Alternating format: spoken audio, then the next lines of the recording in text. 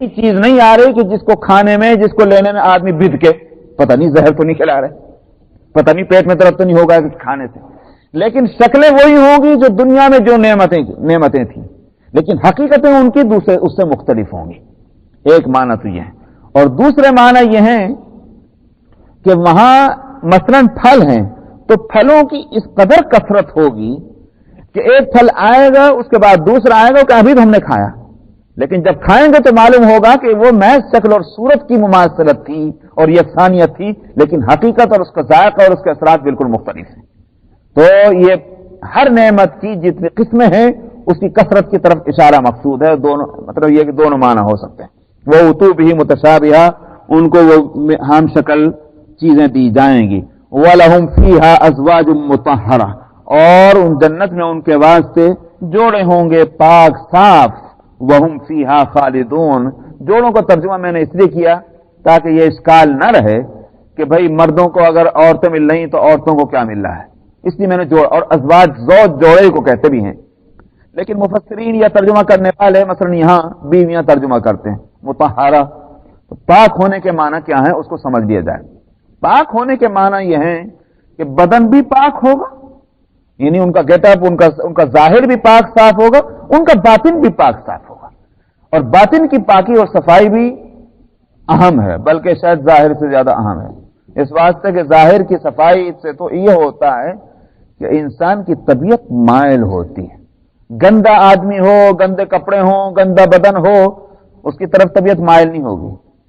تو یہ تو فائدہ ہے ظاہر کا، لیکن باطن کا فائدہ کیا ہے؟ باطن کی صفائی کا، باطن کی صفائی کا فائدہ یہ ہے کہ صاحب کبھی بھی طبیعت ان سے نہ اکتائے گی، کینہ، حسد، بغض، سمجھ میں آیا، غصہ، یہ ساری چیزیں جو دنیا میں ایک انسان کو دوسرے انسان سے توڑ دیتی ہیں، دو دوست بھی دشمن بن جاتے ہیں، دو بھائی بھی ایک دوسرے کے جان کے پیاسے بن جاتے ہیں، یہ کیوں؟ اس لیے کہ باطن کے اندر وہ گندگیاں موجود ہیں۔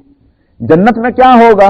جنت میں یہ ساری برائیوں سے پاک صاف، لہذا ایک دوسرے سے مل کر کبھی بھی یہ صورت نہیں ہوگی کہ صاحب آئندہ ان سے نہیں ملنا، بس خدا حافظ السلام علیکم، یہ کبھی نہیں ہوگا، بلکہ یہ کہ ظاہر کی صفائی بھی اور باطن کی صفائی بھی ایسی ہوگی کہ ملیں گے طبیعت خوش ہو جائے، نورانیت میں اضافہ ہو، اس لیے فرمایا مطہرہ۔ وَهُمْ فِيهَا خَالِدُونَ، اور وہ اس جنتوں کے اندر ہمیشہ ہمیشہ رہیں گے۔ ان اللہ لا یستحیی ان یضرب مثلا ما بعوضۃ فما فوقها، اللہ کو اس بات سے حیا نہیں آتی کہ وہ مچھر یا اس حقارت میں اور ذلت میں اس سے بھی بڑھ کر کوئی چیز ہو تو اس کی مثال دے دے۔ بات کیا ہوئی؟ جب شرک کی برائی کو اور مشرکین کے یوں کہیے کہ حماقت کو بتلانے کے لیے قرآن شریف میں مثالیں دی گئیں۔ مثلا ایک مثال آئی، یا ایھا الناس ضرب مثل فاستمعوا له، اے لوگوں تم کو ایک مثال دی جاتی ہے، غور سے سنو۔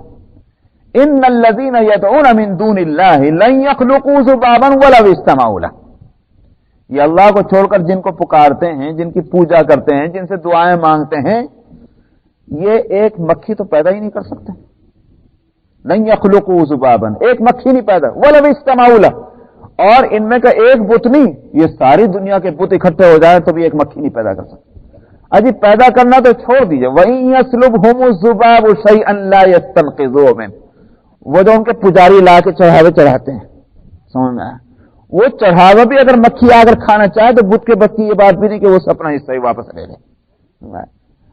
ضعف الطالب والمطلوب، فرمایا مانگنے والا بھی کمزور اور جس سے مانگ رہے ہیں وہ بھی کمزور، تو کمزور کی مدد کیا کرے گا؟ وہ تو اس کو بھی لے ڈوبے گا۔ یہ مثال دی۔ یہ اسی طرح سے فرمایا مثل الذین اتخذوا من دون اللہ اولیاء کمثل العنکبوت اتخذت بیتا وان اوہن البیوت لبیت العنکبوت، کسی کی پوجا کرتے ہیں، کسی کی عبادت کرتے ہیں تو کیوں؟ مصیبت میں ہمارے کام آئے گا، ہمارے لیے پناہ کی جگہ یہی ہے، سمجھ آئے، یہی تو ہے معبود ہونے کا مقام۔ اگر معبود جو ہے عبادت گزاروں کو اور پجاریوں کو اگر پناہ نہیں دے سکتا وہ کہے گا معبود؟ تو فرمایا ان کی مثال کیسی ہے؟ فرمایا ایسی جیسے کہ مکڑی اپنا گھر بنا لے۔ مکڑی گھر بنا لے تو کیا وہ ساری آفتوں سے محفوظ ہو جائے گی؟ اس کا گھر کتنا طاقتور، کتنا اس کو پناہ دینے والا ہو سکتا ہے، ذرا چٹکی مارو تو اس کے پرخ سے اڑ جائیں اس گھر کے۔ فرمایا کہ ان کی بھی حالت یہ ہے کہ بتوں کی پوجا کر کے اور ان پر اعتماد کر کے ایسے ہو گئے جیسے ایک مکڑی اپنے گھر کے اندر ہو. یہ مثالیں جو دی گئیں تو مشرکین پر فٹ بیٹھتی تھی، لیکن وہ چھوڑنے کو تیار نہیں تھے اپنے شرک کو، تو چراغ پا ہوئے. کیسی مثال دی گئی؟ تو کہا کیا کہنے لگا صاحب یہ قرآن جو پڑھتے ہیں اس کو قرآن کو اللہ کا کلام کہتے ہیں. بلا اللہ میاں اتنی اونچی ذات اور کہاں مکھی اور مچھر کی باتیں اس کے کلام کے اندر، اونچوں کے کلام کے اندر اونچی ہی باتیں ہوا کرتی ہیں. سمجھا؟ جب اللہ کی ذات اتنی اونچی ہے تو اس کے کلام میں مکھی مچھر کی باتیں کیسے ہوں گی؟ اس کا جواب یہاں دیا گیا کہ اللہ کو حیا نہیں آتی. کیوں؟ بتانا یہ ہے کہ تم نے یہ کیوں سوچا کہ جو مثال دے رہا ہے وہ کتنا بڑا اور کتنا چھوٹا ہے؟ یوں کیوں نہیں سوچا کہ جس کی مثال دی جا رہی ہے وہ کیسے ہے؟ مثال جو ہے، مثال دینے والا اپنی تھوڑی دے رہا ہے، مثال تو دوسروں کی دے رہا ہے. تو دوسرے جیسے ہوں گے ویسے ہی مثال دی جائے گی. گندے ہیں تو گندی مثال لانی ہوگی، اچھے ہیں تو اچھی مثال لائی جائے گی. اس کو مثال دینے والے کو اس میں کوئی قصور نہیں، قصور تو ان کا ہوگا جن کے لیے مثال دی جا رہی ہے. اس لیے فرمایا کہ ان اللہ لا یستحی، اللہ کو حیا نہیں آتی اس بات سے کہ وہ مثال دے مچھر کی یا اپنی حقارت میں جو اس سے بھی آگے کی کوئی چیز ہو. فَأَمَّا الَّذِينَ آمَنُوا فَيَعْلَمُونَ أَنَّهُ الْحَقُّ مِنْ رَبِّهِمْ، جو لوگ ایمان لے آئے وہ تو جانتے ہیں کہ یہ حق ان کے رب کے پاس سے آیا اور یہ حق بات بالکل صحیح ہے، فٹ بیٹھ رہی ہے. وَأَمَّا الَّذِينَ كَفَرُوا، اور جن لوگوں نے کفر کیا وہ یوں کہتے ہیں، اللہ میاں نے اس مثال سے کیا ارادہ کیا ہے؟ اللہ میاں کیا چاہتے ہیں ایسی مثال دینے سے؟ يُضِلُّ بِهِ كَثِيرًا وَيَهْدِي بِهِ كَثِيرًا، اس مثال کے ذریعے سے بہت سے گمراہ ہو جاتے ہیں اور بہت سے جو ہیں وہ ہدایت پا لیتے ہیں. وما يضل، اور یہاں یضل کا لفظ پہلے لائے اس لیے کہ انہیں کو برانٹ ٹپٹ کرنی تھی کہ جو اس طرح کی بات کر رہے ہیں. وما يضل به الا الفاسقین، اور اس کے ذریعے سے، اور یہ مثال نہیں گمراہ کرتی کس کو؟ مگر فاسقین کو. معلوم ہوا طبیعت میں پہلے سے بگاڑ ہے، جب طبیعت میں بگاڑ ہے تو اس کو اچھی غذا بھی دی جائے تو نقصان ہی پہنچائے گی. سمجھا نہیں ہے؟ اگر کسی کے پیٹ میں درد ہو رہا ہے اور آپ اس کو لے جا کر کے چنے کھلا دیں تو پیٹ میں تو اور درد ہوگا. حالانکہ چنا طاقتور چیز ہے، بہت مفید ہے، صحت مند آدمی اگر ہو چنا کھائے گا تو مفید ہوگا. لیکن پیٹ میں جس کا درد ہو رہا ہے اس سے کہاں سے فائدہ ہوگا؟ طبیعت بگڑی ہوئی ہے. تو اچھی غذا بھی اسی کو فائدہ پہنچا سکتی ہے جس کی طبیعت میں صلاحیت ہو. ٹھیک یہی حالت گویا نصیحت کی ہے کہ نصیحت جو ہے وہ کس پر اثر کرے گی؟ جس کی طبیعت صاف ستھری ہو. اب ایک بھی کلمہ نصیحت کا کہہ دیجئے اس کی طبیعت باغ ہو جائے گی، اس سے وہ فائدہ اٹھائے گا. لیکن جن کی طبیعتیں بیمار ہیں وہ اس میں سے خرابی نکالیں گے، اچھائی نہیں نکال سکتے. سمجھا؟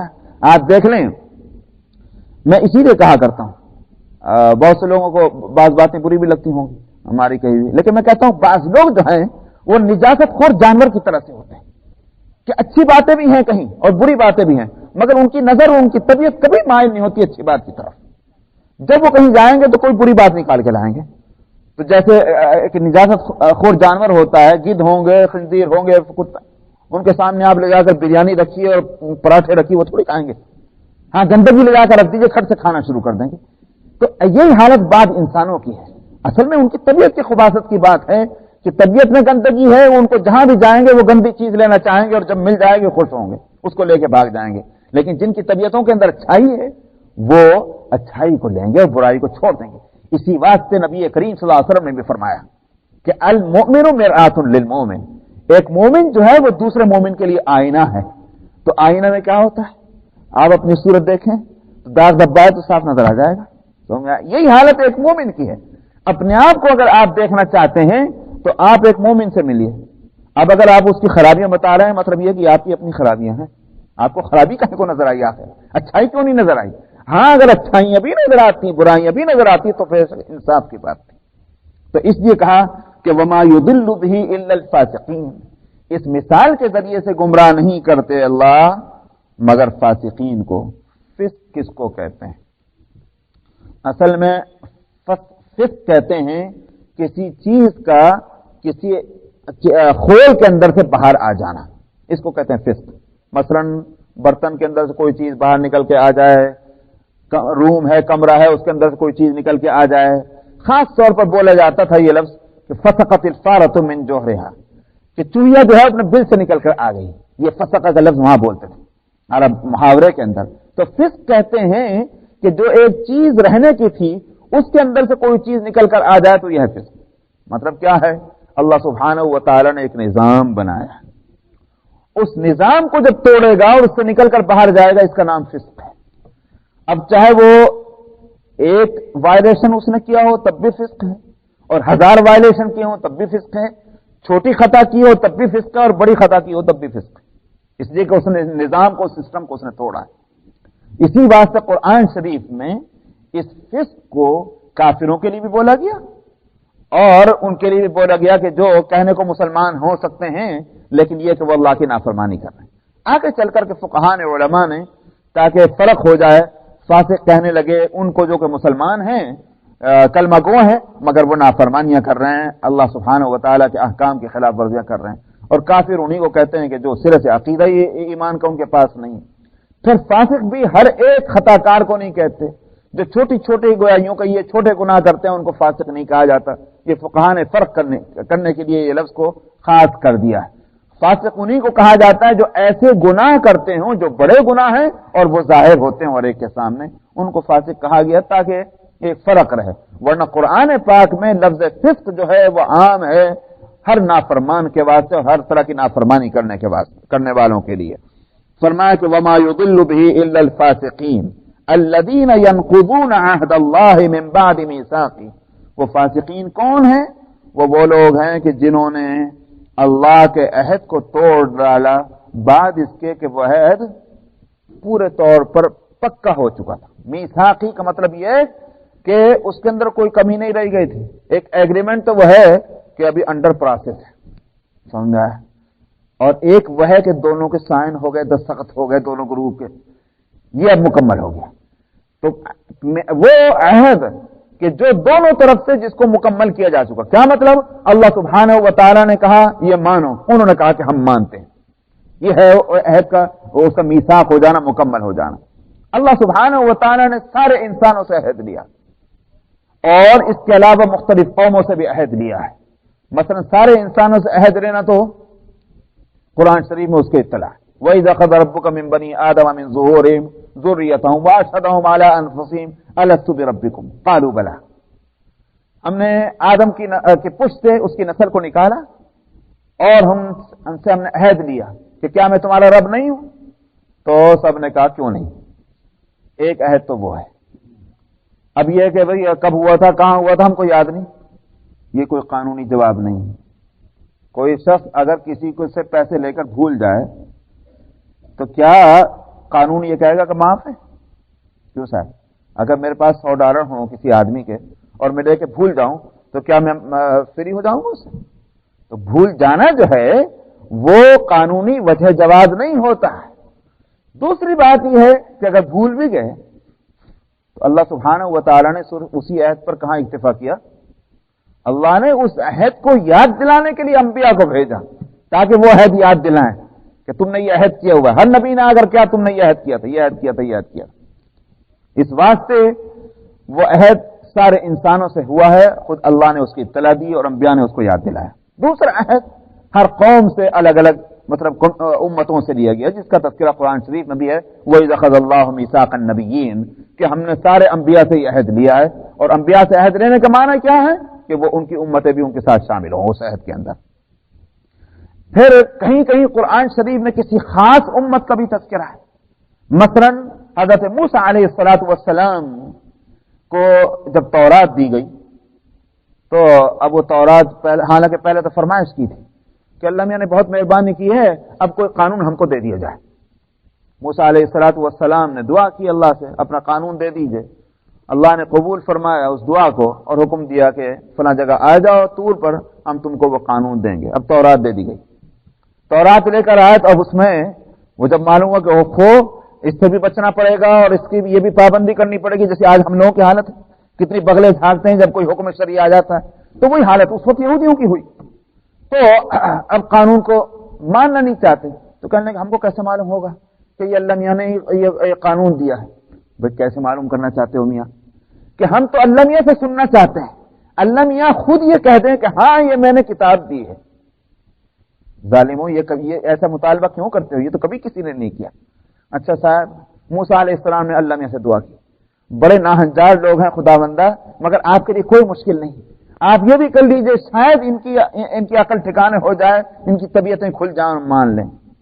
چنانچہ اللہ نے اس کو بھی منظور فرمایا اور حکم دیا کہ لاؤ تم ان میں سے ایک کینڈیڈیٹس جو ہیں سلیکٹ کر کے لاؤ۔ واختار موسیٰ قومہ 70 رجلا لمیقاتنا، تو موسیٰ علیہ السلام نے فرمایا کہ اپنے لاؤ تم اپنے کینڈیڈیٹ 70 آدمیوں کو انتخاب کر کے لے گئے اور وہاں اللہ میاں سے سنوا دیا۔ اب اللہ میاں نے جب فرما دیا تو کہنے لگے اب یہ اللہ میاں کی آواز سے کس کی تھی ہم کو کیا معلوم، ہم تو ہرگز نہیں مانیں گے جب تک اللہ کو اپنی آنکھ سے نہ دیکھ لیں گے۔ جب پہلے تو مطالبہ وہ تھا اس وقت کیوں عقل میں نہیں آئی تھی؟ تو اللہ میاں نے اب ان کو ذرا جھڑجھڑا دیا۔ اب کوہ طور کا ٹکڑا سر پہ مسلط ہے کہ یہ تو مانو اور نہیں تو پیسے۔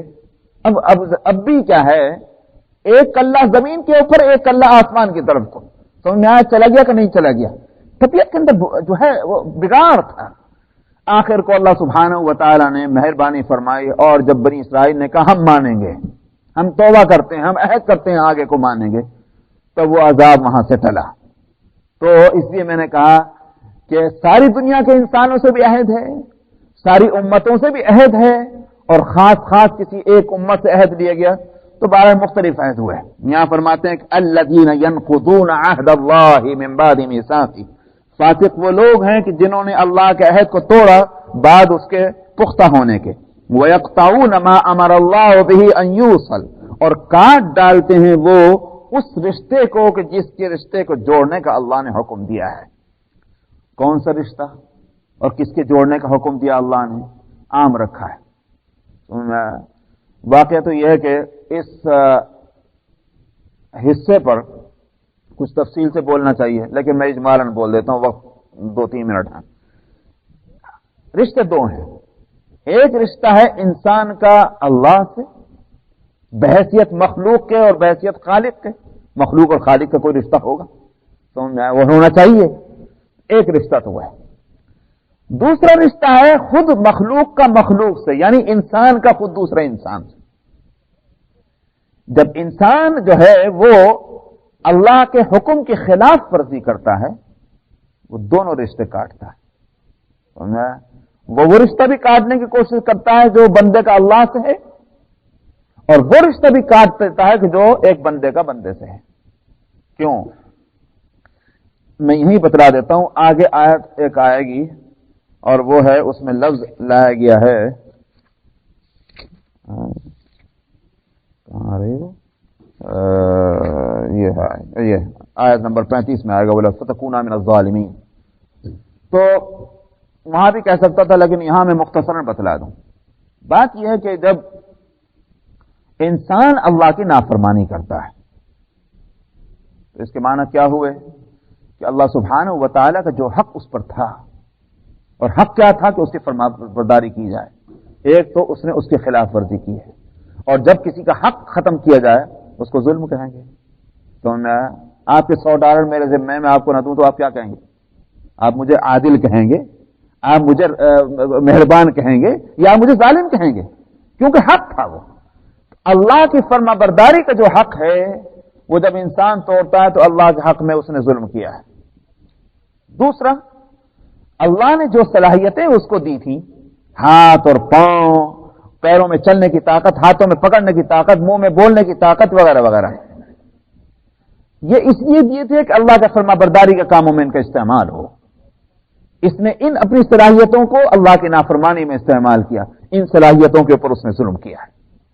اسی طرح سے جو وسائل اور ذرائع دنیا میں اللہ نے رکھے ہیں، مثلا مثال کے طور پر ایک کار ہے جس میں آپ کس لیے بنی، آپ بیٹھ کر ایک جگہ سے دوسری جگہ جائیں۔ ظاہر ہے کہ آخر کار اللہ کی ایک نعمت ہے، اس لیے کہ جو مٹیریل استعمال ہوا وہ کہاں سے آیا تھا؟ سمجھ میں آیا؟ فیکٹریوں نے تو اس مٹیریل کو استعمال کیا ہے، لیکن آیا تو اللہ ہی کے پاس سے۔ تو حاصل یہ ہوا کہ مثلا کار ہے، کار میں بیٹھ کر آپ جا رہے ہیں تو یہ ایک اللہ کی نعمت ہے، اس کا استعمال اگر صحیح اور حلال جگہوں میں ہے تو بے شک یہ صحیح استعمال ہے، لیکن اگر چوری اور ڈکیتی ڈالنے کے واسطے کار میں بیٹھ کے جا رہے ہیں تو اس کے معنی یہ ہوا کہ کار جو اللہ کی ایک نعمت ہے اس کا استعمال جو ہے وہ غلط جگہ ہو رہا ہے، نافرمانی میں ہو رہا ہے، یہ کار کے حق میں ظلم ہوا۔ तो जितने वसाइल और जराए होंगे उनका सही इस्तेमाल नहीं होगा, वो उन पर जुल्म है। फिर अपनी जात के ऊपर भी जुल्म है। और वो क्यों? अल्लाह ने इस जात को इसलिए नहीं बनाया था कि जहन्नम का ईंधन इसको बनाया जाए। इस जात को इसलिए बनाया था और उसको खिलाफत जो आगे आ रही उसको इसलिए दी थी कि साहब ये अल्लाह की मर्जियात को नाफिज करे और आखिरकार ये उस मकाम पर पहुंचे जो मकाम इसका अपना है, यानी जन्नत। लेकिन इसने क्या किया? नाफरमानी करके अपने आप को उस इस्तेहकाक से महरूम कर दिया, उस हक से महरूम कर दिया और जहन्नम का ईंधन अपने को बनाया, अपने आप पर जुल्म किया। तब जब ये सारे जुल्म जो कर रहा है और जहां जहां कर रहा है वहां वहां से उसका रिश्ता कट रहा है कि नहीं कट रहा है? जालिम का रिश्ता मजलूम से कैसे कायम हो सकता है? समझ में आया? ये है वो रिश्ते। तो इसलिए एक इंसान नाफरमानी करने वाला अल्लाह से भी रिश्ता काटता है और इंसानों से भी, दूसरे इंसानों से भी रिश्ता काटता है। वो सारी दुनिया के इंसानों के वास्ते वो जालिम बन जाता है। इसलिए फरमाया कि वयक़तऊन मा अमर अल्लाह बिही अन यूसल वयुफ़्सिदून फिल अर्द, और जमीन में फसाद करते हैं। उलाइका हुमुल खासिरून, यही लोग जो हैं नुकसान में हैं, इनको कभी दुनिया में भी और आखिरत में भी फायदा नहीं होगा। बस इंशाअल्लाह। आयत नंबर 28। अऊज़ु बिल्लाहि मिनश शैतानिर रजीम। बिस्मिल्लाहिर रहमानिर रहीम। कैफ़ तकफ़ुरून बिल्लाहि व कुन्तुम अमवातन फ़अह्याकुम सुम्मा युमीतुकुम सुम्मा युह्यीकुम सुम्मा इलैहि तुरजऊन। हुवल्लज़ी खलक़ लकुम मा फिल अर्दि जमीअन सुम्मा इस्तवा इलस समाइ फसव्वाहुन्ना सबअ समावात व हुवा बिकुल्लि शैइन अलीम। वइज़ क़ाल रब्बुक लिल्मलाइकति इन्नी जाइलुन फिल अर्दि खलीफ़ा क़ालू अतजअलु फ़ीहा मन युफ़्सिदु फ़ीहा व यस्फ़िकु द्दिमाअ वनहनु नुसब्बिहु बिहम्दिक वनुक़द्दिसु लक क़ाल इन्नी अअलमु मा ला तअलमून। वअल्लम आदम الأسماء كلها ثم عرضهم على الملائكة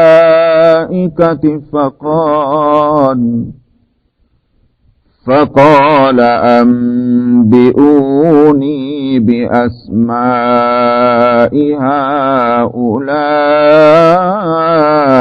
إن كنتم صادقين قالوا سبحانك لا علم لنا إلا ما علمتنا إنك أنت العليم الحكيم قال يا آدم أنبئهم بأسمائهم فلما أنبأهم بأسمائهم قال ألم أقل لكم إني أعلم غيب السماوات والأرض وأعلم ما تبدون وما كنتم تكتمون وإذ قلنا للملائكة اسجدوا لآدم فسجدوا إلا إبليس أبى واستكبر وكان من الكافرين وقلنا يا آدم اسكن أنت وزوجك الجنة وكلا منها رغدا حيث شئتما ولا تقربا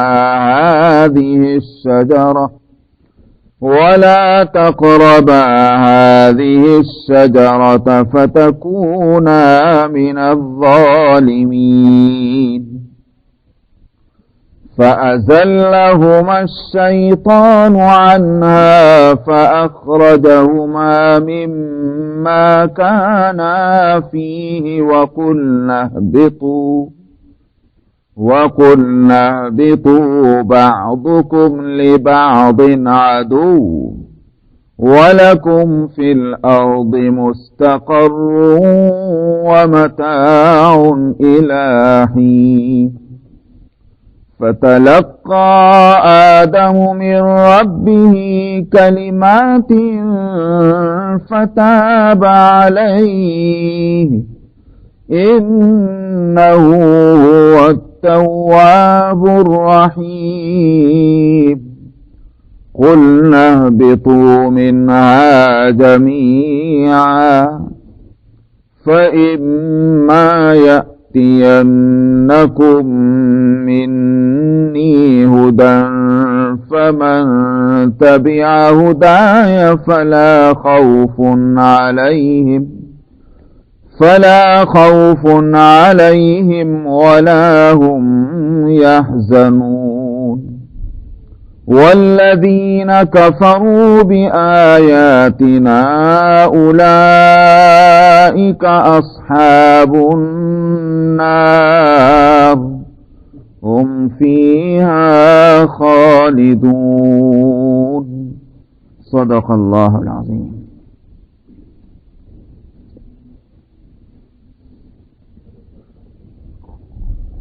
گزشتہ آیت میں آیت نمبر 27 میں فاسقین کی تعریف کی تھی. نافرمان کون لوگ ہیں؟ کیونکہ قرآن اور قرآن میں دی ہوئی مثالوں سے گمراہ کون ہوتے ہیں اس کو آیت نمبر 26 میں بتلایا تھا کہ وہ فاسق لوگ گمراہ ہوتے ہیں.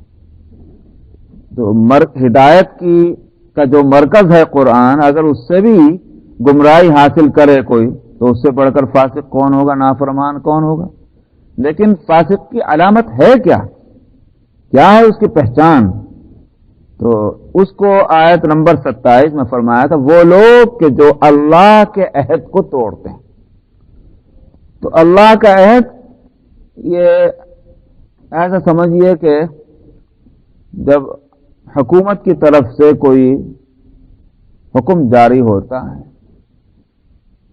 اس کو عہد سے تعبیر کیا جاتا ہے. یہ سرکاری حکم نامہ ہے. اس کا مطلب کیا ہے؟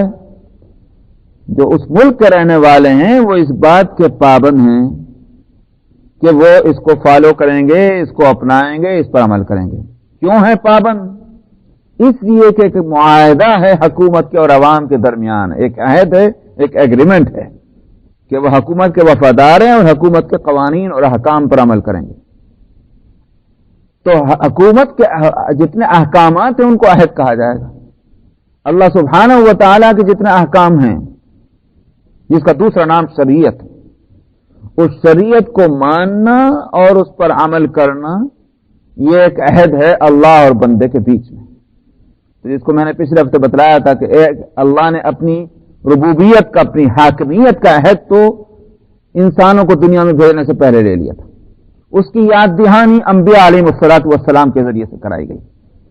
اس بات سے یہ کوئی نہیں کہہ سکتا کہ ہم کو معلوم نہیں کہ ہم سے کب عہد لیا گیا.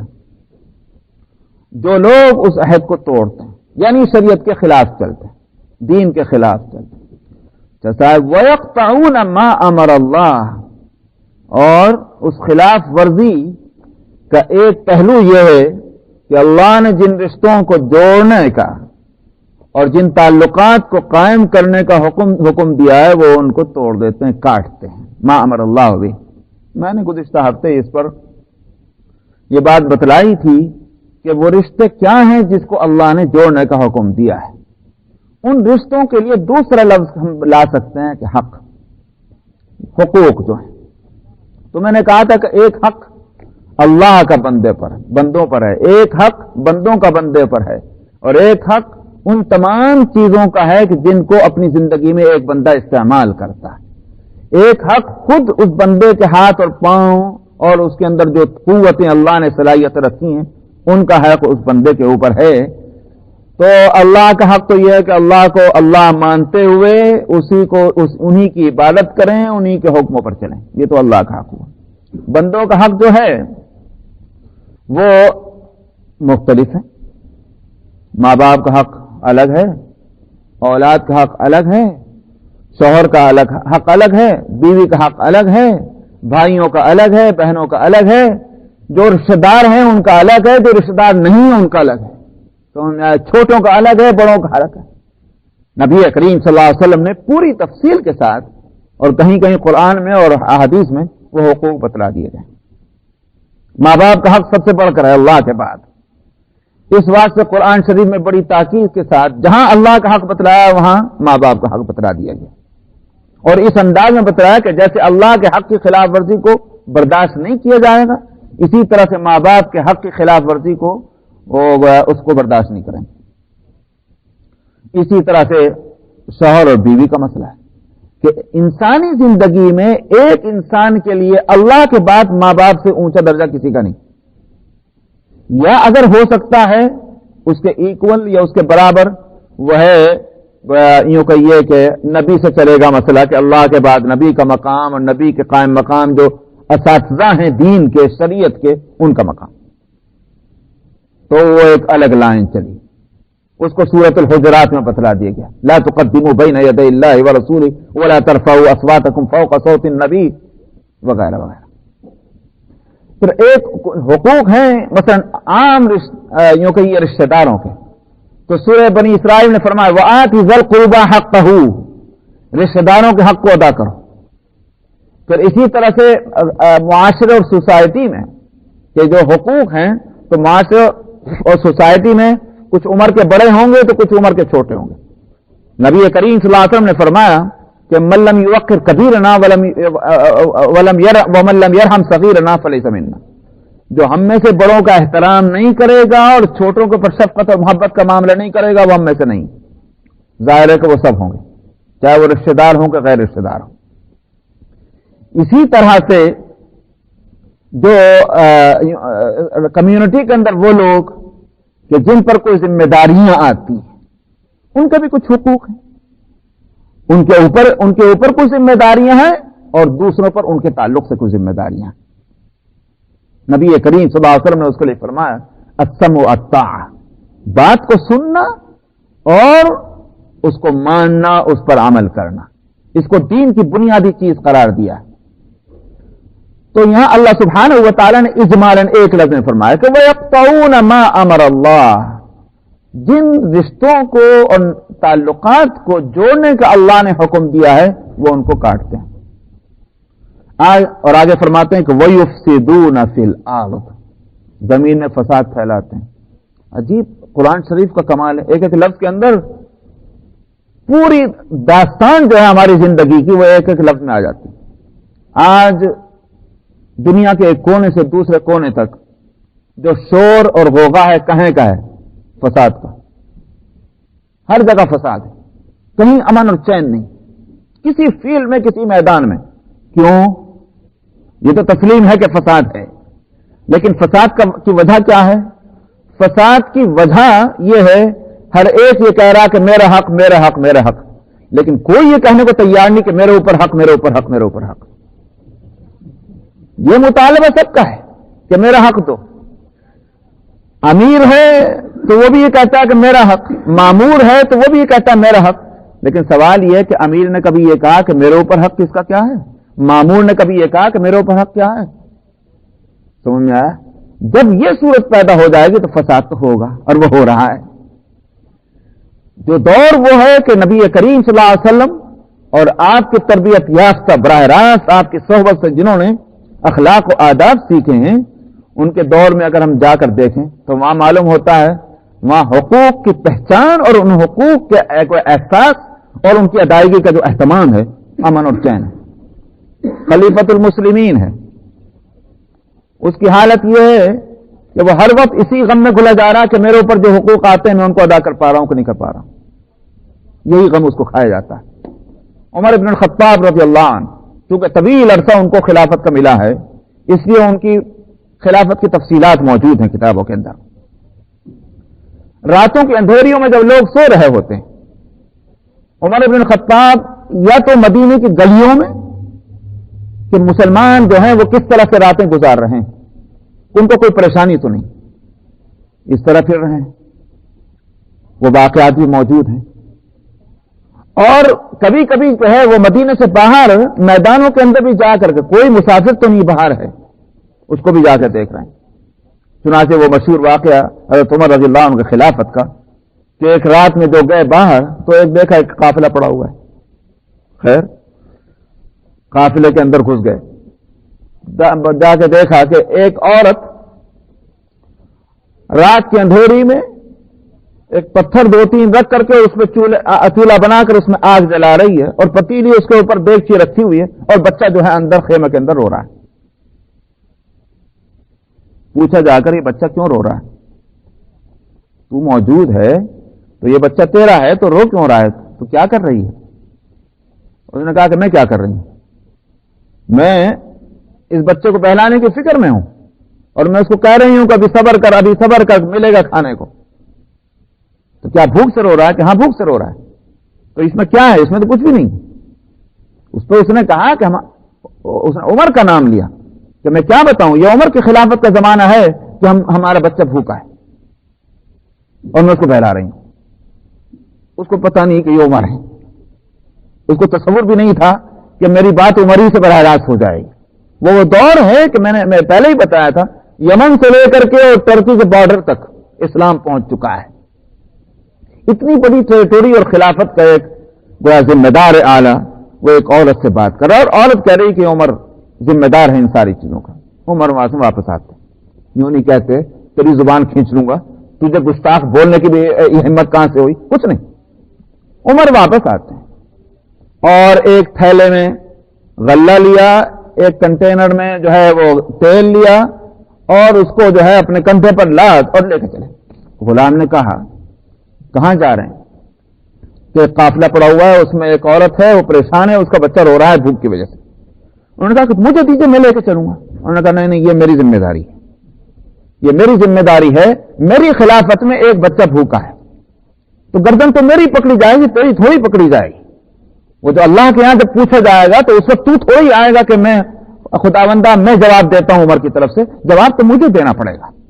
اپنے کندھے پر لاد کر کے اور وہاں گئے، اور وہاں جا کر کے اس کو دیا، اور دے کر کے پکوا کر کھلوایا، تب آ کر کے اللہ نے سے دعا کی، اے اللہ مجھے پتا نہیں تھا یہ جو کچھ ہو رہا ہے، جس چیز کا مجھے پتا نہ ہو اس کا مواخذہ مجھ سے مت فرما۔ جس کی کیفیت یہ ہو وہ دوسروں کا حق اس کے اوپر، اس کا حق دوسروں پر کیا آتا ہے وہ اس کی فکر میں لگے گا، یہ اس فکر میں لگے گا کہ میرا حق میرے اوپر جو دوسروں کا حق آ رہا ہے اس کو ادا کروں۔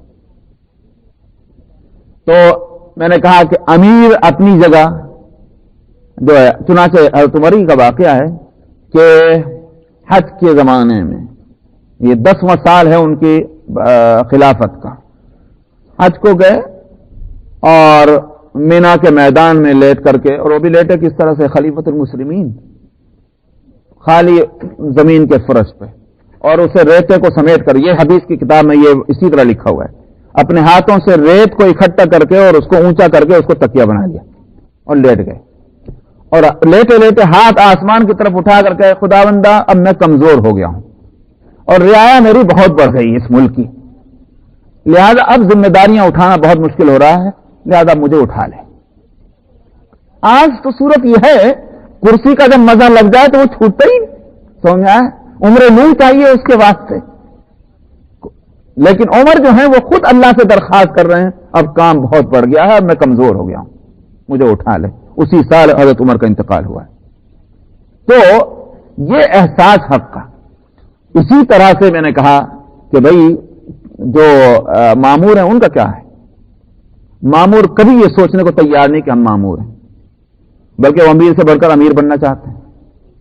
آج ہماری سوسائٹی میں جو بگاڑ ہے وہ اس لیے کہ میں سوچتا ہوں کہ میں امیر ہوں اور آپ سوچتے ہیں کہ میں امیر ہوں. اب ہر ایک امیر بن رہا ہے تو پھر وہ ایک دوسرے کی بات سنے گا کون؟ امیر ہوگا ظاہر ایک ہوگا یا دو بھی ہیں، باقی تو معمور ہی ہونے ہیں. امیر کی ذمہ داری کچھ ہے اور معموری کی ذمہ داری ہے. حقوق پہچانے جائیں اور ان کو ادا کیا جائے تو فساد کا سوال ہی پیدا نہیں ہوتا. وَيُفْسِدُونَ فِي الْأَرْضِ، اللہ کے جن رشتوں کو جوڑنے کا اللہ نے حکم دیا وہ ان کو کاٹتے ہیں اور پھر اس ذریعے سے زمین میں فساد پھیلاتے ہیں. فرمایا اولئک هم الخاسرون، اس فساد کے نتیجے میں نقصان کوئی ہمارا تھوڑی ہوتا ہے. ہماری سلطنت میں کیا بگاڑ آ رہا ہے؟ سمجھ میں آیا؟ زمین اپنی جگہ، آسمان اپنی جگہ، ہمارے اپنی جگہ چل رہی، سمندر اپنی جگہ موجیں مار رہا ہے. سمجھ میں آیا؟ ہماری سلطنت میں اس سے کوئی نقصان واقع نہیں ہوا تمہاری فساد پھیلانے سے، یہ تمہارا خود اپنا نقصان ہے. فرمایا اولئک هم الخاسرون، یہ لوگ خسارے میں ہیں. ایک حق کو مارنے والا تھوڑی دیر کے لیے وہ خوش ہو جاتا ہے کہ میں نے وہ تیر مارا ہے کہ مزہ آ گیا. سمجھ میں آیا؟ وہ نہیں سمجھتا کہ میں نقصان میں، وہ سمجھتا ہے میں فائدے میں ہوں. لیکن اللہ سبحانہ و تعالیٰ فرما رہے ہیں نقصان میں ہیں یہ لوگ جو حقوق کو مار رہے ہیں. تو یہ تعریف ہوئی فاسقین کی. آگے فرماتے ہیں کیف تکفرون باللہ، تم اللہ کا کفر کرتے کیسے ہو؟ ایک تو پیچھے کے رکوع میں بتلایا گیا تمہارا خالق اللہ، تمہارا رب اللہ جس نے تم کو وجود بخشا اور اس زندگی کا ساز و سامان اس نے مہیا کیا. اتنی بڑی منعم ہستی کا کہ تم کو کیا کرنا چاہیے؟ تمہیں اس کی عبادت کرنی چاہیے، اس کی اطاعت کرنی چاہیے، اس کے سامنے سر جھکانا چاہیے، اس کے احسانات کا اعتراف تم کو کرنا چاہیے. یہ تو پچھلے رکوع کا حاصل ہے. اب رکوع ختم ہونے کے وقت میں دو اور مزید چیزوں کی طرف اشارہ ہے. فرمایا کیف تکفرون باللہ، تم کیسے کفر کرتے ہو اللہ کا، حالانکہ تم مردہ تھے، تم کو زندگی بخشی، ثم یمیتکم، پھر وہ تم کو موت دے گا، ثم یحییکم، پھر تم کو زندگی بخشے گا، ثم الیہ ترجعون، پھر تم اسی کی طرف لوٹ کر آؤ. زندگی کا یہ سفر کیا ہے؟ پہلے عدم سے وجود، وجود سے پھر موت، فنا، اور فنا سے پھر ایک زندگی. یہ ہے زندگی کا سفر. اور یہ پورا سفر جو ہے زندگی کا یہ اللہ سبحانہ و تعالیٰ کے کنٹرول میں. دنیا میں ہم آئے اپنے اختیار سے آئے؟ جب ہمارا دل چاہ چلے آئے؟ سمجھ میں آئے؟ نہیں. سمجھ میں آئے؟ ماں باپ کے چاہنے سے تک نہیں آئے. اپنا چاہنا بھی نہیں، ماں باپ کا چاہنا بھی نہیں. ماں باپ تو چاہ رہے تھے، کب سے چاہ رہے تھے. لیکن جس روز اللہ سبحانہ و تعالیٰ کا حکم ہوا کہ اب ایک جان کو دنیا میں آنا ہے، اسی روز جو ہے اس کی تیاریاں شروع ہو گئی. نہ اس سے پہلے نہ اس کے بعد دنیا میں آ گئے. اب یہاں سے جانا ہوگا تو کیا اپنے اختیار سے جانا ہوگا؟ بالکل نہیں. کون جانا چاہ رہا ہے اس دنیا سے؟ لیکن جس روز وہاں سے حکم مل جاتا ہے کہ چلو، ایک سیکنڈ کی تو دیر نہیں ہوتی. اذا جاء اجلهم لا يستأخرون ساعة ولا يستقدمون. وہ لمحہ جب آتا ہے تو اس میں ذرا آگے پیچھے نہیں ہوتا.